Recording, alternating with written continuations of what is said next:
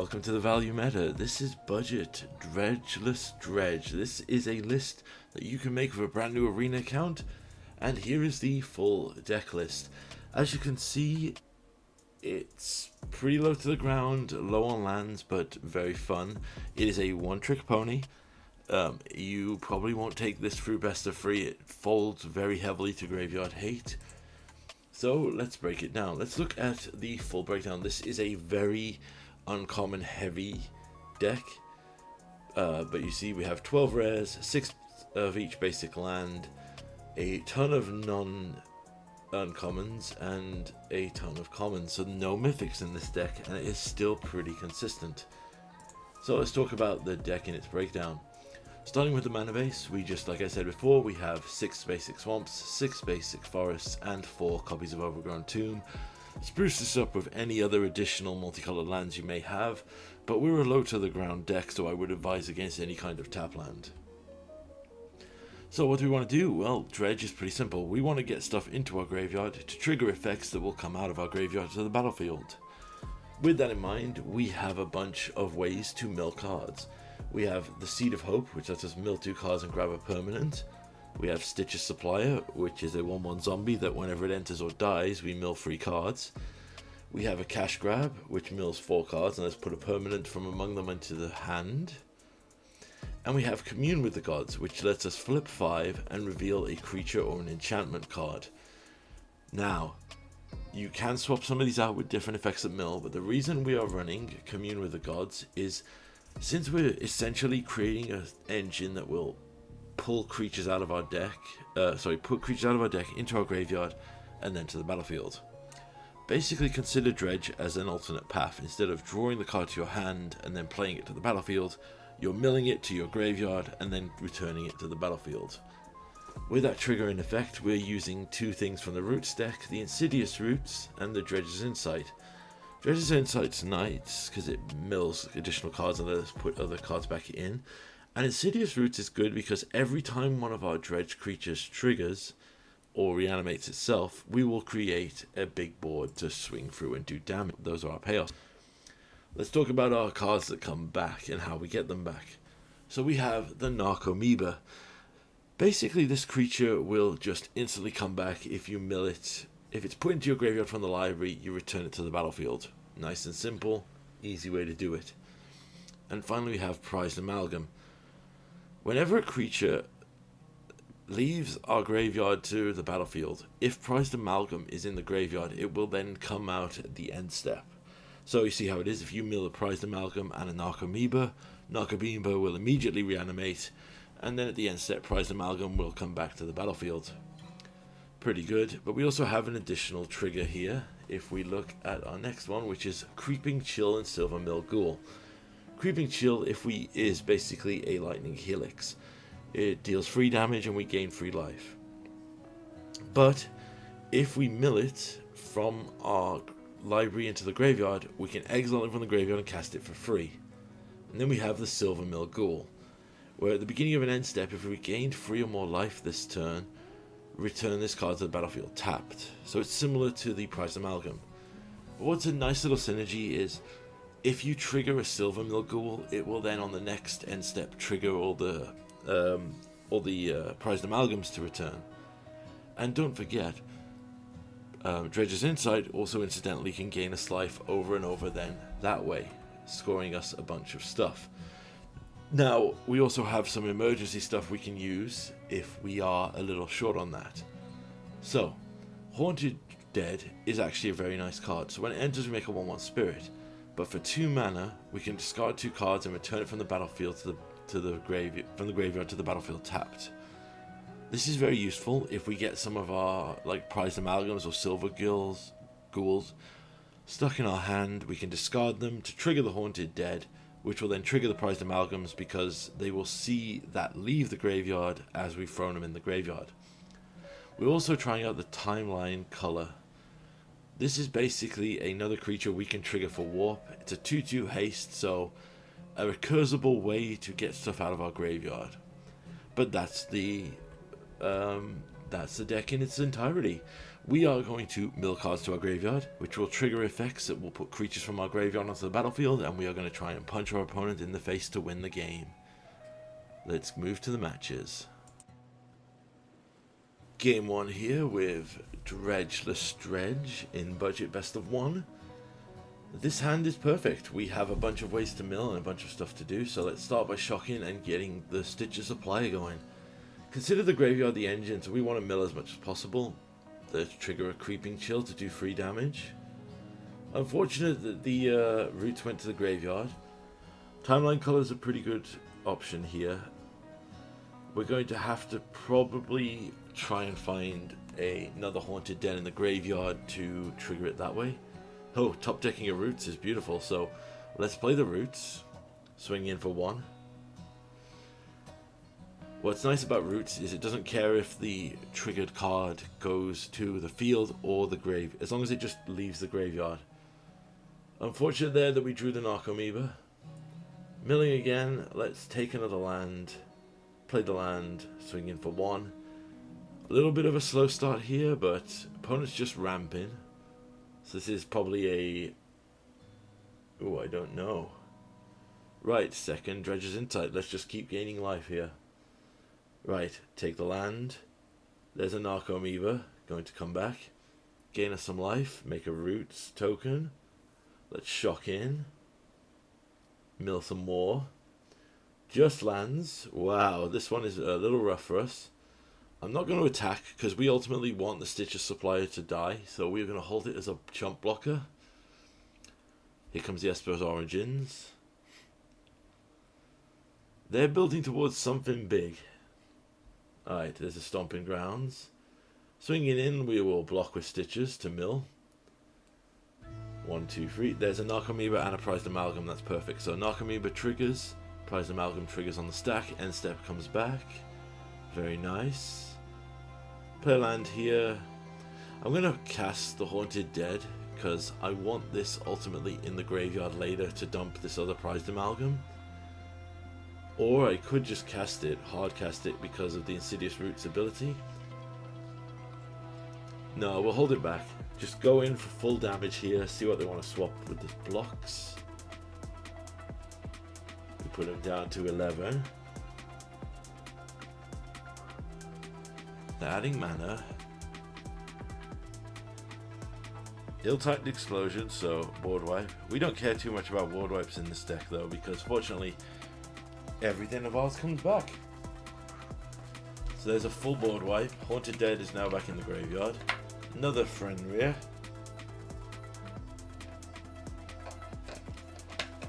Right, so funding here. Let's use Seeds of Hope to mill 2. We'll grab a Stitcher Supplier. Getting a bunch of triggers. Play the Stitcher Supplier. Nice. Creeping Chill. That will trigger the Silver Ghouls, which will trigger the Prized Amalgam in the end step. So we hold the trigger now on their second main phase.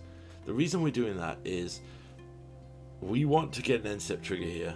Okay, consult the start charts, not kicked, so they're clearly digging for another board wipe. And they got it, Ill-timed Explosion, so they discard Boiler Works. So yeah, this is like an Overlord's deck. We're going to mill 3. Nice. So I'm going to use Haunted Dead here, discarding Narcomoeba and the other Prized Amalgam. This will now trigger the second Prized Amalgam. So we'll move to the end step. All the Prized Amalgams come back, triggering the roots, making us a huge lethal board. I'm not going to BS, I'm just going to swing in and kill them. Good game, first showing of Dredge. Game 2 here against Pom-in. Weird spacing on those letters. Right, hand's great, bunch of ways to mill. So we'll use Seed of Hope in the end step because it is an instant. We just want to see what they're playing first. Alright, seems Selesnya. Both of those are creatures we want in the graveyard, so we'll let them stay. Let's use Commune with the Gods here, and I'm going to take the Insidious Roots. We have a ton of other ways to mill here. So let's Creeping Chill, get a Silver Mill, And then at the end of our opponent's turn, we'll get back the... Oh, it's a toxic deck. Get back a Prize Amalgam. Play the Insidious Roots here. I'm going to swing with the Amalgam here. I'm happy to let Silver Guild die. Let's see what happens.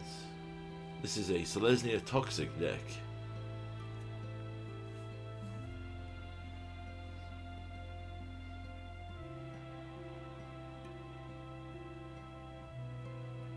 Swinging in with Double Strike. I'll block. We don't care. We've got tons of ways to bring these cards back from our graveyard, so they're worth keeping around. There's another Jawbone Duelist. We drew another Creeping Chill. Commune with the Gods digs deeper here, so we'll see what we find. Nothing, so we're going to have to let those go to the graveyard. That's very unfortunate. That was a lot of mill to hit nothing, so... There's a Slaughter Specialist. So we are going to have to block one of these here and trade. If we can. They might have a pump spell to save it. Yep, there we go. So we take a Toxic and take a Toxic. We draw another Creeping Chill. Alright, cash, grab, just find something. Alright, Knock Amoeba. That'll do. Alright, Stitcher Supplier out of the graveyard to make a blocker. Knock Amoeba will make another Roots token. Prize Amalgams will return tapped on an end step.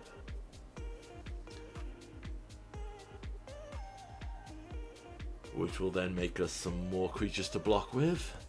Very good. It's always funny to see the prized amalgams because when they're leaving in the end step, the other players, like the other creature, sees them and puts an additional trigger on the stack. Alright, Seed Core, another way to pump creatures. So, another Slaughter Beast. They're going in. This will pump their stuff to free freeze with Double Strike. I will block and block. If they want to use more pump spells to save them, they're going to have to do it now.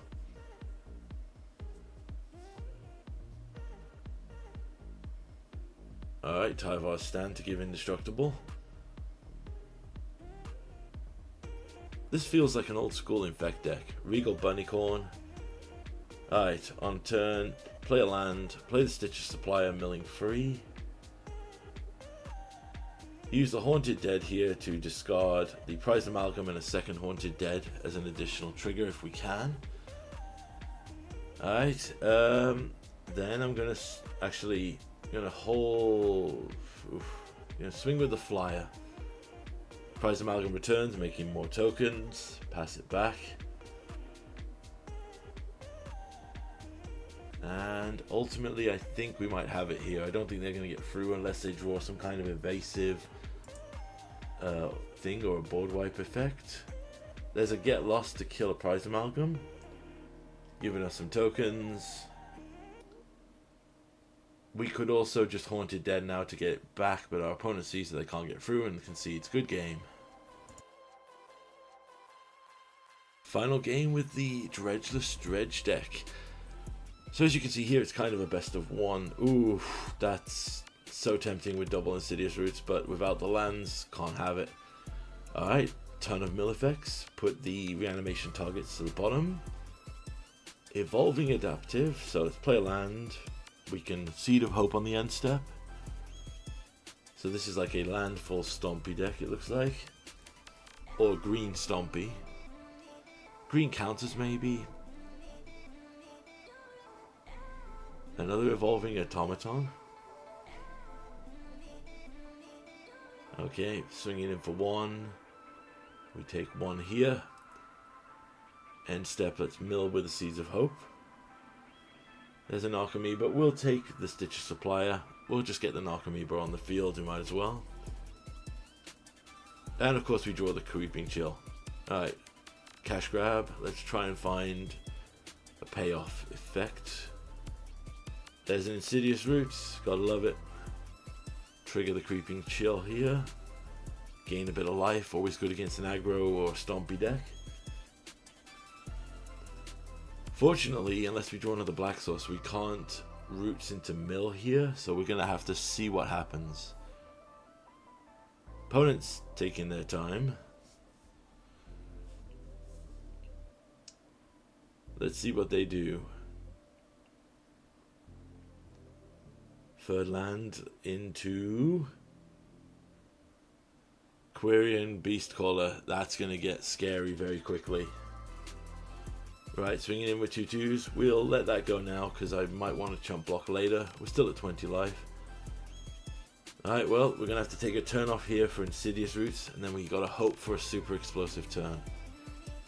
Provided we don't get stomped out, next turn we can essentially mill for 8 with Stitcher Supplier and Commune with the Gods. Oh, they got a Graveyard Hate effect. Interesting. So we've got to be careful about what we mill here. Alright, I'm just going to block the free here. And draw another Roots. Are you serious? Okay. Draw another Creeping Chill, sorry. Mill free. Let's commune with the gods. I think we just let all that go. We are in a lot of trouble here. This is the downside of the deck. It's essentially RNG because you are submitted purely to the random rolls and hope that you can do something here. Okay, exile a card from a graveyard. They don't take a creature, interesting. Gonna block one of the 4/4s here to just alleviate as much damage as possible. I've got to hope for a big mill here. Mill free. There's a Creeping Chill and an Archamoeba. That's perfect. So, Creeping Archamoeba, start making stuff.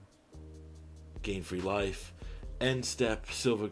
Oh no, Silver Ghoul only triggers on my turn, which is a little unfortunate. But I think I'm going to have to do the very much unthinkable thing here. There's one Silver Gill here. You know what? It's hard to say. I think we just got a mill. Hope we hit something crazy. Oh, yes. Double Haunted. Yes. Double Amalgam. Yes, definitely. Haunted Dead. Discarding 2 Haunted Deads to get another one back if we have to. That will trigger the Insidious Roots now. Trigger both Prized Amalgams, giving us another additional option. Furthermore, we can also tap the Roots tokens to get the other Haunted Dread back by discarding both of these Creeping Chills if we have to. But yeah, we now have enough to actually survive this. Well, provided there's no massive overrun effect. Alright, to combat. They go fully in.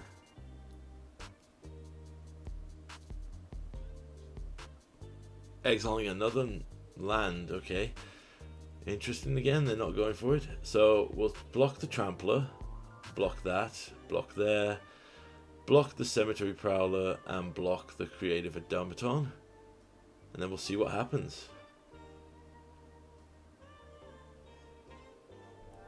Do they have some kind of pump overrun effect that could very easily kill us here? Like a Tyvar's Stand or something from the previous game?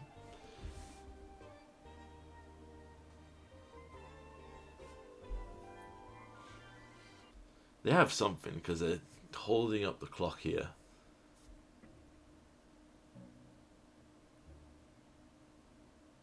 Yep, there's a Tyvar's Stand.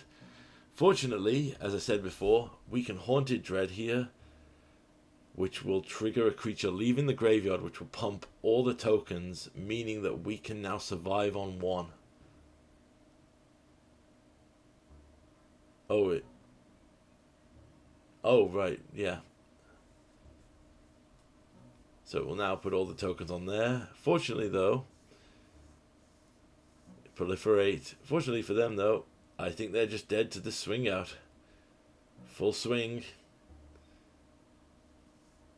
They can block the biggest here, but that's still incrementally huge damage. Good game, very close. Got pretty lucky in the final swings. That's Dredge.